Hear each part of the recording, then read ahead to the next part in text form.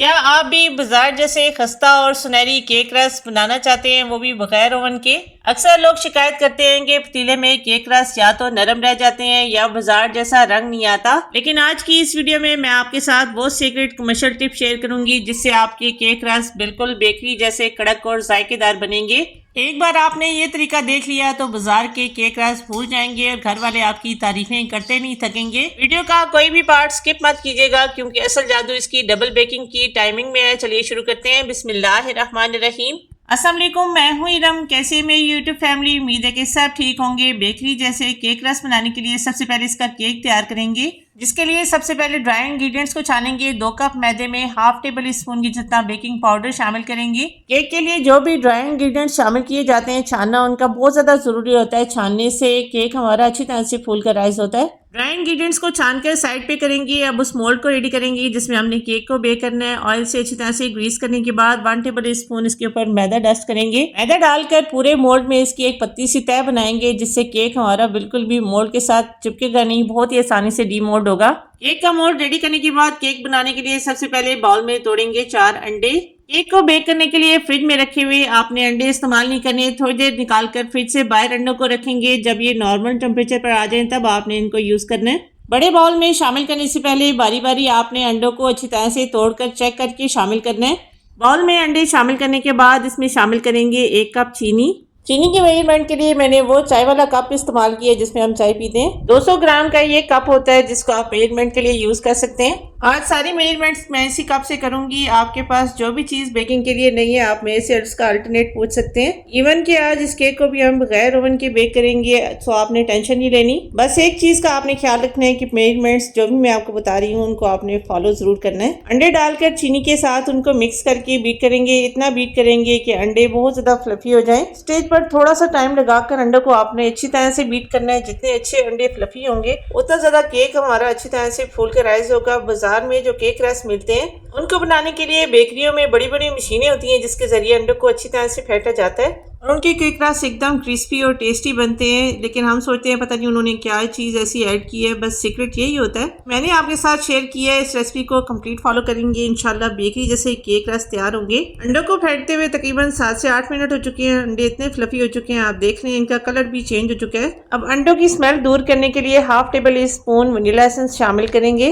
Bakery से जो cake रस मिलते हैं थोड़ा सा कलर उनका डार्क होता है। कलर को इनहेंस करने के लिए हाफ टी स्पून इसमें फूड कलर शामिल करेंगे। जिस कप से हमने चीनी माप कर ली थी उसी कप से इसमें ऑयल शामिल करेंगे। 1 कप कुकिंग ऑयल डालेंगे, लेकिन आपने सारा ऑयल एक साथ ऐड नहीं करना। ऑयल को 2 हिस्सों में डिवाइड करेंगे, थोड़ा थोड़ा डालेंगे, साथ इसको बीटर चलाकर मिक्स करते जाएंगे। ऑयल डालने के बाद आपने ज्यादा इस मिक्सचर को बीट नहीं करना, बस इतना बीट करेंगे कि ये जो कलर हमने इसमें शामिल किया अच्छी तरह से मिक्स हो जाए। अब सारा ऑयल इस मिक्सचर में डालने के बाद सिर्फ 30 सेकंड्स के लिए आपने इसको दोबारा बीट करना है। वीडियो को देखते हुए यहाँ तक आ गए हैं, इसका मतलब है रेसिपी आपको पसंद आ रही है। रेसिपी अच्छी लगी तो एक लाइक आपने जरूर करना है। चैनल पर नए हैं सब्सक्राइब कर लीजिए, साथ ही लगे बेल आइकन को प्रेस करके जब आप ऑल पर सिलेक्ट करेंगे हमारी हर न्यू वीडियो का नोटिफिकेशन आपको सबसे पहले मिलेगा।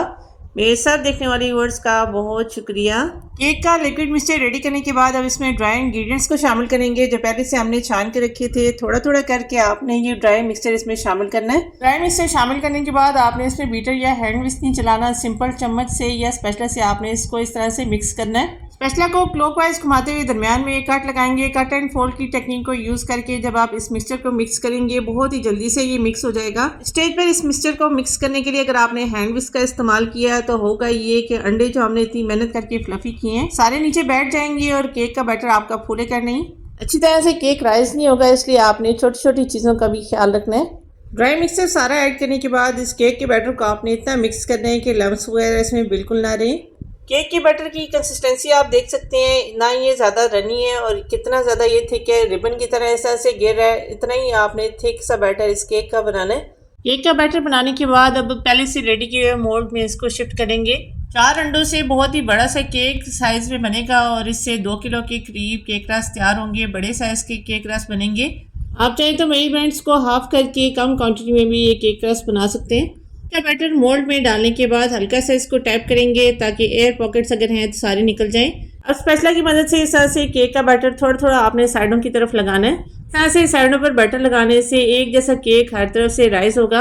वैसे जब आप बड़े साइज का केक बना रहे हो उस वक्त आपने ये स्टेप जरूर करना है। ओवन के बगैर पतीले में केक को बेक करने के लिए 15 मिनट पहले पतीले को मैंने प्री हीट होने के लिए रख दिया था। पतीला अच्छी तरह से गर्म है। स्टील का स्टैंड या कोई भी बर्तन रखने के बाद फ्लेम को स्लो करेंगे, मोल्ड को इसके ऊपर सेट करेंगे। 45 मिनट के लिए ऊपर से गर्म कपड़े से कवर करेंगे। 45 मिनट के लिए इस केक को बेक करेंगे।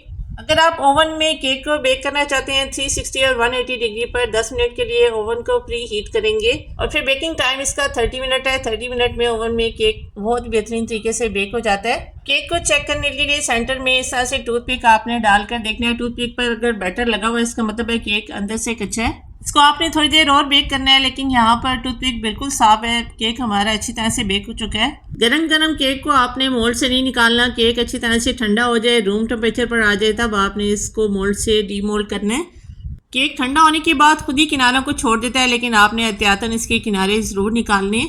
बहुत ही आसानी से ये केक बेक होता है और जितनी आसानी से ये बेक होता है उतनी आसानी से ये मोल्ड से बाहर भी निकल आता है। बटर पेपर से ज़्यादा अच्छे रिजल्ट्स होते हैं जब आप मेरी इस टेक्निक को यूज़ करेंगे। इंशाल्लाह कोई भी मसला आपको नहीं होगा। बेकिंग से इसकी शेक भी ख़राब नहीं हुई। आप देख रहे हैं बाज़-ओ-क़ात केक कहीं से ऊपर कहीं से नीचे होता है, लेकिन बिल्कुल ये परफेक्ट मोल्ड के साइज़ का केक रेडी हो चुका है। अब इसकी कटिंग के लिए आपने किसी तेज़ छुरी का इस्तेमाल करना है। अगर नाइफ आप जिससे कटिंग कर रहे हैं शार्प नहीं होगा तो केक रस की शेप ख़राब हो सकती है। तेज छुरी की मदद से तकरीबन 1 इंच के फासले से आपने केक रस की कटिंग करनी है। दूसरे रुख पे आपने सिर्फ एक ही दरमियान में बड़ा सा कट लगाना है, जिससे बेकरी स्टाइल केक रस की कटिंग रेडी हो जाएगी। माशाल्लाह बेकरी जैसा कलर, बेकरी जैसा टेस्ट, माशाल्लाह आप देख रहे हैं बिल्कुल इसकी बेकरी जैसी लुक आ रही है। लेकिन अभी ये सॉफ्ट है। कटिंग करने के बाद दोबारा इनको बेक करेंगे। केक रस को कटिंग के बाद दोबारा से बेक किया जाता है, जिससे ये बहुत ज़्यादा क्रिस्पी और खस्ता हो जाते हैं। केक को दोबारा बेक करने के लिए आप उसी मोल्ड का भी यूज़ कर सकते हैं। यहाँ पर मेरे पास एक बड़े साइज़ की बेकिंग ट्रे है जिसको मैं यूज़ कर रही हूँ। केक रस को ट्रे में लगाने के बाद दोबारा से इनको बेक करेंगे। पतीले को आपने थोड़ी देर पहले अच्छी तरह से गर्म करना है। गर्म पतीले में आपने तकरीबन 15 मिनट के लिए इन केक रस को एक साइड से बेक करना है और 15 मिनट दूसरी साइड से साइड को टर्न करेंगे। दूसरी साइड से भी अच्छा गोल्डन कलर आने तक आपने इनको बेक करना है। फ्लेम को स्लो रखेंगे, दम वाले फ्लेम पर इनको बेक करेंगे। पतीले में केक रस रखने के बाद कवर आपने जरूर करना है ताकि हीट इसमें बनी रहे। बेक होने के बाद बहुत ज़्यादा ये खस्ता और क्रिस्पी हो जाएंगे। आप चाहें तो ठंडा होने के बाद इनको किसी एयर टाइट जार में डालकर स्टोर भी कर सकते हैं। तैयार हैं बेकरी से ज़्यादा मज़ेदार खस्ता सुनहरी केक रस। ना नरम पड़ेंगे ना ख़राब होंगे, पड़े पड़े और भी ज़्यादा क्रिस्पी हो जाएंगे। बेकरी जैसे ये खस्ता कड़क केक रस आप भी ट्राई ज़रूर कीजिएगा। कमेंट करके मुझे बताइएगा कि केक रस आपसे कैसे बने। यहाँ पर अपने व्यूअर्स, अपनी प्यारी बहनों से रिक्वेस्ट करूँगी, रेसिपी ज़रा सी भी अच्छी लगे तो लाइक ज़रूर कीजिएगा। चैनल पर पहली बार आए हैं सब्सक्राइब कर लीजिए। मिलते हैं अगली वीडियो में किसी और नई अमेजिंग रेसिपी के साथ। अल्लाह हाफिज़।